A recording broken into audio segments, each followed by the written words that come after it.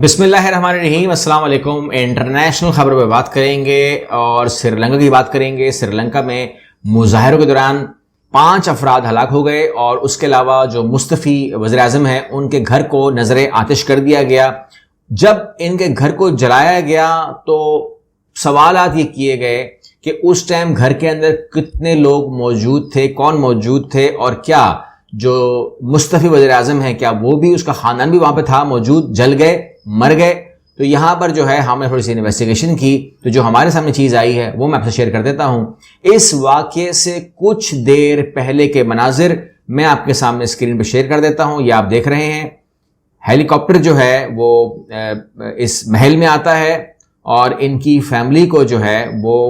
پک کر لیتا ہے۔ بھاگ بھاگ کے جو ہے یہ سوار ہو رہے ہیں اس ہیلی کاپٹر میں، اور اس گھر کو جلانے سے پہلے یہ پوری فیملی جو ہے پرائم منسٹر کی وہ یہاں سے یعنی کہ سری لنکا سے فرار ہو چکی ہے۔ سری لنکا سے پوری فیملی فرار ہو چکی ہے اور یہ ویڈیو آپ لوگوں نے دیکھ لی ہے۔ یہ جو ہے مطلب کہنے کا یہ ہے کہ میں آپ کو انفارم کر دوں کہ بالکل یہ بات صحیح ہے کہ ان کے گھر کو نذر آتش کر دیا گیا ہے، یہ خبر صحیح ہے، لیکن ان کی فیملی پہلے ہی ملک چھوڑ چکی ہے۔ یہ وہی ایپیسوڈ تھا جس طرح طالبان آ گئے تھے اور پھر وہ جو آپ کو پتہ ہے وہ ایک ہیلی کاپٹر جو ہے وہ ان کی فیملی کو لے کے فلائی کر گیا، اور یہ وہاں پر جو ہے ان کی فیملی کا جو ہے وہ راجہ پاکسے وزیر اعظم سے استعفیٰ انہوں نے دیا، اور اس کے بعد جو ہے اب جو مخالفین ہیں وہ اور جو حکومت کے حمایتی تھے اب وہ تمام کے تمام جو ہے وہ آؤٹ آف کنٹرول ہیں۔ کہنے کو تو یہاں کرفیو لگا ہوا ہے پورے ملک میں، لیکن کرفیو آپ کو کہیں نظر نہیں آئے گا کیونکہ یہاں پر جو ہے مشتعل مظاہرین ہیں اور انہوں نے ایسی کی تیسی جو ہے پورے ملک کی پھیر دی ہے۔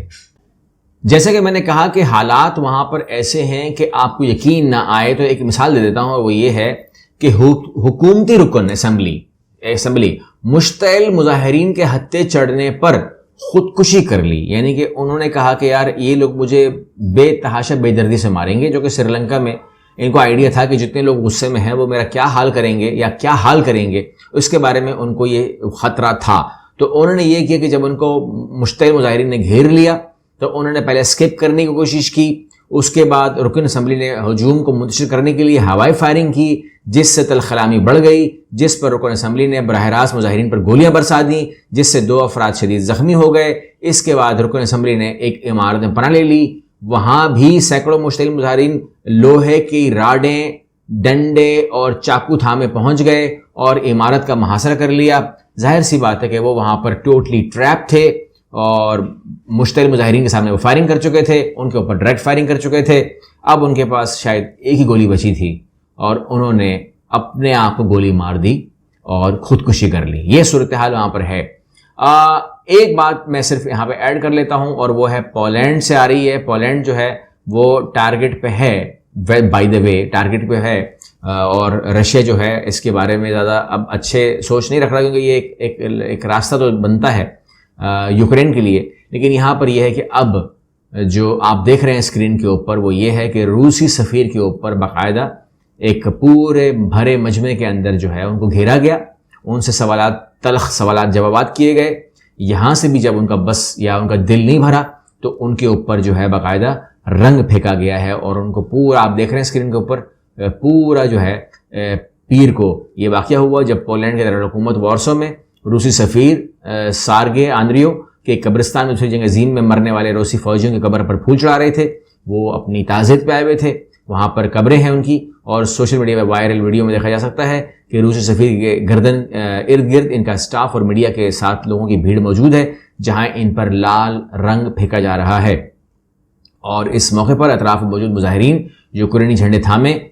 انہوں نے روسی سفیر کے خلاف فاش نعرے بھی لگائے، اور دوسری جانب پیر کو دوسرے جنگ عظیم کے فتح کے حوالے سے سالانہ پریڈ کے آغاز میں روسی صدر پیوٹن نے ہزاروں فوجی کو بتایا کہ یوکرین میں روسی افواج نازی ازم کے خلاف جنگ لڑ رہی ہے، اور یہ ضروری ہے کہ سب کچھ کیا جائے تاکہ عالمی جنگ دوبارہ رونما نہ ہو، یعنی کہ